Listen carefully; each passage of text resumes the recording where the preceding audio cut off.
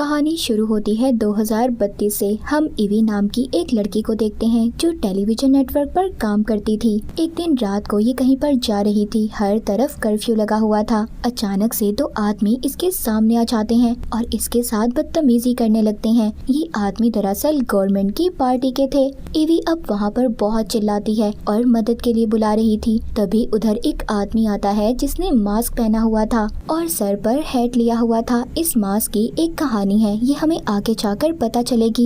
ये आदमी अपना नाम वी बताता है। वी यहाँ पर उन दो आदमियों को मार देता है। इस बात से एवी बहुत ज्यादा डर गई थी, लेकिन वी यहाँ पर बहुत ही प्यार से एवी से बात कर रहा था और उससे पूछता है, क्या तुम मेरे साथ मेरा शो देखने चलोगी? काफी ज्यादा सोचने के बाद एवी उसे चलने के लिए हाँ बोल देती है और ये दोनों एक बिल्डिंग की छत पर आ जाते हैं। ईवी उसे देखकर कोई जादूगर समझ रही थी। उससे पूछती है, तुम्हारी जादू दिखाने वाली चीजें कहाँ पर है? जिस पर वो उससे कहता है कि मैं तुम्हें आज कुछ नया दिखाने वाला हूँ। तभी इनके सामने एक बिल्डिंग धमाके से उड़ जाती है और वहाँ से थोड़ी देर बाद आतिशबाजी होने लगती है। वी ये सब देखकर बहुत खुश हो रहा था, मगर ईवी ये सब देखकर डर जाती है और वहाँ से चली जाती है। अब ये खबर हर जगह पर फैल चुकी थी। सब लोग परेशान थे। गवर्नमेंट इस धमाके के बारे में जल्द अज जल्द पता करने का कहती है। अब लोग इस बारे में ज्यादा परेशान ना हो तो इस बारे में गवर्नमेंट की तरफ से खबर दी जाती है कि वो बिल्डिंग बहुत पुरानी थी, इसीलिए हम लोगों ने धमाके से उड़ा दी।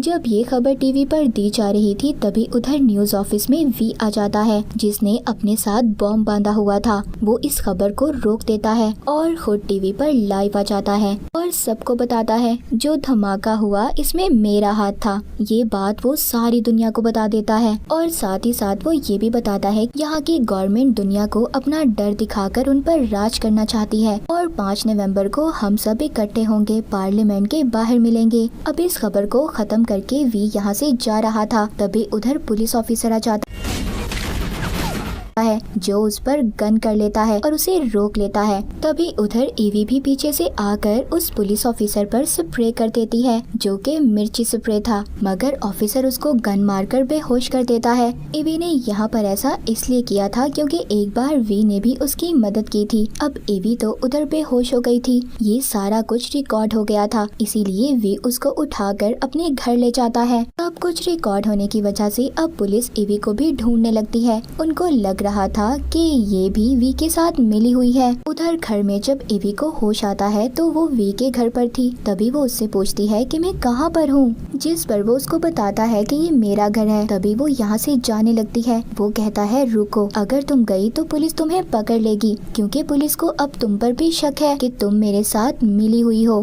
जिसके बाद वी एक घर में जाता है, जहाँ पर जाकर पहले वो कमांडर को मारता है और फिर फादर को। उसने इन दोनों को क्यों मारा था ये हमें आगे जाकर पता चलेगा। और उनको मारकर उनके पास एक गुलाब रख देता है। उधर ऑफिसर इन सब के बारे में पता करता है, मगर उसको कुछ नहीं मिलता। ऐसे ही बहुत दिन गुजर जाते हैं। ईवी अभी भी वी के घर पर ही रह रही थी। वो उसके साथ कभी कुछ गलत नहीं करता। वो उसके लिए खाना बनाता है, नाश्ता बनाता है और उसको काफी अच्छे तरीके से रख रहा था, मगर वो घर में भी मास्क पहनकर रहता था।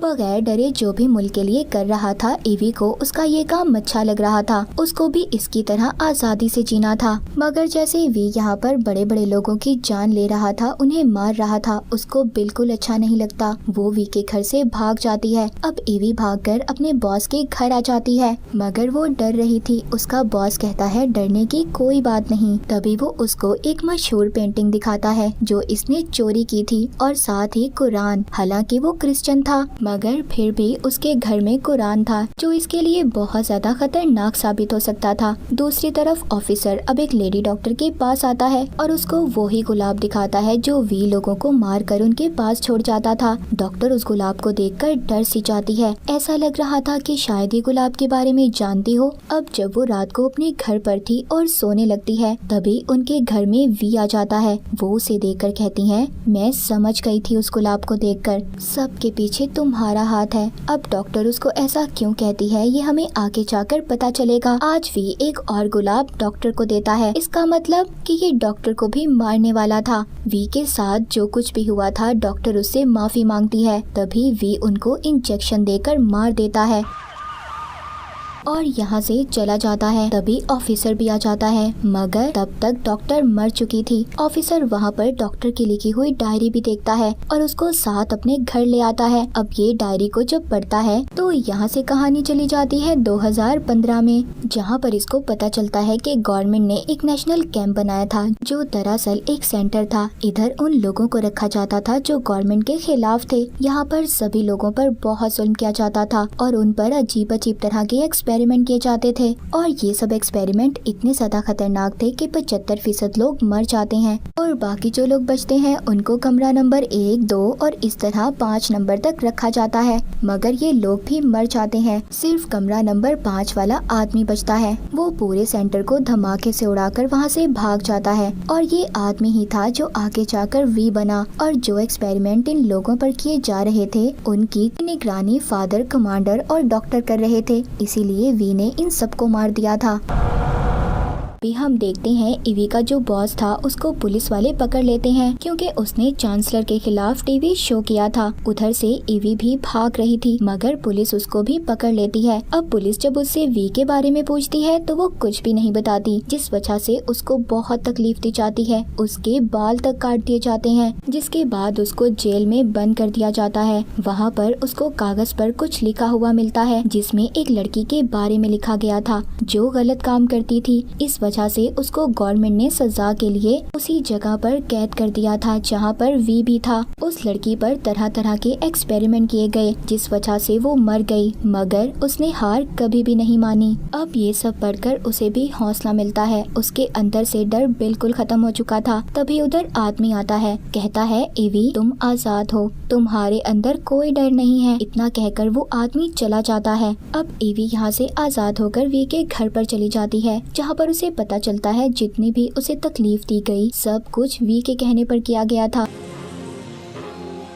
वो उस पर चिल्लाती है, कहती है ऐसा क्यों किया तुमने मेरे साथ। वो कहता है मैं तुम्हें मजबूत बनते देखना चाहता था, मुझे भी बहुत दुख हुआ, मगर अब तुम बिल्कुल बहादुर और मजबूत बन चुकी हो। वो उससे अपने बॉस के बारे में भी पूछती है। वो कहता है उसको मैंने नहीं बल्कि पुलिस ने मारा क्योंकि उसके घर से कुरान मिला था। अब वो उसको लिखा हुआ कागज देती है जिससे उसको पता चलता है कि वो कागज असली था, वो खुद उस लड़की ने लिखा था। ईवी जब यहाँ से जाने लगती है वो कहता है मैं 5 नवंबर से पहले एक बार तुमसे मिलना चाहता हूँ। वो हाँ बोलकर चली जाती है। अब अगले दिन ऑफिसर को मेल आती है, उसको एक आदमी मिलने के लिए बुलाता है और ये आदमी कोई और नहीं बल्कि वी ही था, मगर यहाँ पर वो अपना नाम कुछ और बताता है। यहाँ पर भी हम उसका चेहरा साफ साफ नहीं देख पाते। ऑफिसर वी को नहीं पहचान पाता, मगर यहाँ पर वो अपने पास्ट यानी माजी के बारे में बताता है, कैसे गवर्नमेंट ने मिलकर सेंटर को बनाया जहाँ पर लोगों पर एक्सपेरिमेंट कर एक वायरस तैयार किया गया।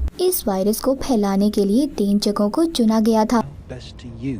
पहला स्कूल, दूसरा स्टेशन और तीसरा एक प्लांट था। इस वायरस के बाद एक हफ्ते में बहुत सारे लोग मारे गए, मगर हैरानी की बात ये थी कि जिन लोगों ने इस वायरस को फैलाया था उनके पास ही वायरस का तोड़ भी था, जिसकी वजह से ये मशहूर हो गए। कुछ बेगुनाह लोगों को पकड़कर सजा दी गई जो असली कसूरवार थे। तब तक उन्हें ऊंची पोस्ट मिल चुकी थी। ये कहकर वो वहाँ से चला जाता है। अगले दिन ऑफिसर को कॉल आती है। उसको पता चलता है कि जो आदमी उसको रात मिला था उसने जो अपना नाम बताया था उस नाम का आदमी तो 20 साल पहले मर चुका था।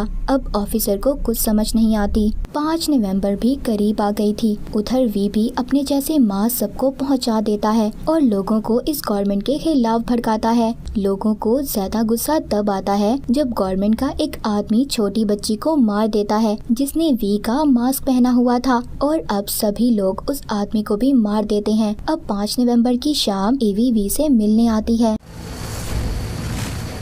ये वी की गवर्नमेंट के खिलाफ आखिरी जंग थी। ये पार्लियामेंट की बिल्डिंग को उड़ाने वाला था। ये ईवी को बारूद से भरी हुई ट्रेन दिखाता है। वो ईवी को कहता है मेरे जाने के बाद मेरा सब कुछ तुम्हारा है। वो कहती है देखो ये सब छोड़ दो, हम यहाँ से कहीं दूर चले जाएंगे, मगर वो कहता है नहीं, मुझे जाने दो। ये कहकर वो अंडरग्राउंड रास्ते से होकर चला जाता है। अब सभी लोग वी जैसा मास्क पहनकर सड़कों पर निकल आते हैं। जब गवर्नमेंट को पता चलता है तो वो पार्लियामेंट के बाहर काफी ज्यादा तादाद में आर्मी भी बुला लेते हैं। अब वी ने भी खुद को पुलिस के हवाले कर दिया था। वहाँ पर पुलिस का एक आदमी इसकी शर्त के मुताबिक चांसलर को भी ले आता है। वी उसको मार कर उसकी जेब में गुलाब रख देता है। अब जो पुलिस का आदमी था वो वी से कहता है, मुझे तुम्हारा चेहरा देखना है। जो वो ना करता है तभी भी उधर उसके बहुत सारे आदमी वी पर गोलियां बरसाते हैं, मगर वो उन सब आदमियों को मार देता है। अब वो भी बहुत ज्यादा जख्मी हो चुका था। ईवी जब वी को देखती है तो कहती है, मैं तुम्हें हॉस्पिटल ले जाती हूँ। जिस पर वो कहता है, नहीं, मैं मरने वाला हूँ, और हाँ,